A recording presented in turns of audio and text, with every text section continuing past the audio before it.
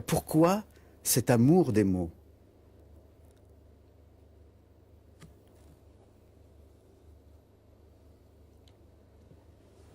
Mais il y a une confusion, c'est pas, c'est pas l'amour des mots, c'est un mot juste, rythmé dans une séquence parfaite, qui restitue ce mot galvaudé qui s'appelle l'émotion, la vérité physique d'un état, d'une émotion, c'est pas des mots de pensée.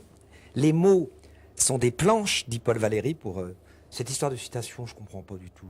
Je cite parce que j'ai une sorte je sais pas, je trouve que c'est tellement merveilleux quand c'est formulé. Je vois pas pourquoi il y aurait un mythe de l'affirmation du moi dans la modernité. Alors, c'est toi-même, faut être soi, mais faut que tu sois toi, donne tes entrailles au théâtre. Qu'est-ce que ça veut dire?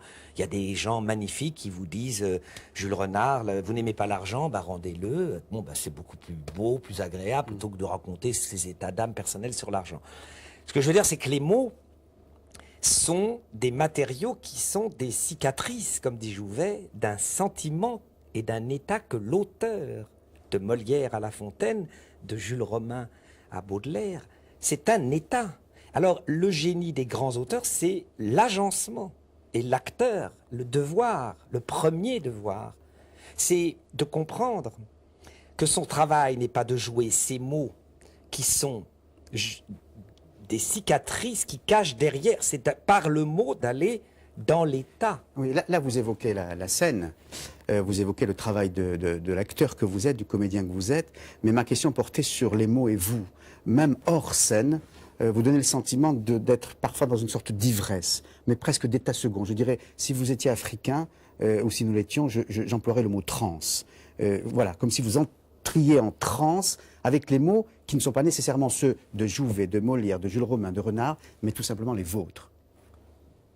Ah, vous avez cette sensation-là? Oui. Parce que vous ne me connaissez pas vraiment bien. Parce que j'ai des plages où je suis loin d'être en transe. J'ai beaucoup de plages où je ne suis pas dans les mots. Ah non, mais ça n'exclut pas le silence. Mais quand je vous entends, quand je vous écoute, quand je vous observe parfois, j'ai cette impression-là. Alors parfois, quand on entre en transe, c'est pour échapper au contexte du moment, à l'environnement, peut-être aux autres, et être dans sa propre bulle, en proposant une sorte d'avalanche de mots d'ailleurs, hein, qui rendent souvent muets les autres. J'ai en tout cas cette vous voulez dire impression. par là que c'est défensif? Bravo. Non, ça va. Ça, pour le moment, ça va. C'est pas une fulgurance absolue. Mais bon, là, je ne peux pas vous répondre. Pourquoi?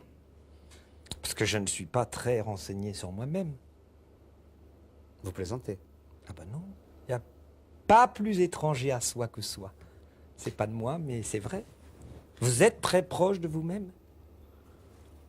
Je crois pouvoir me connaître comme... oui. Voilà. Bah, en tout cas, je cherche.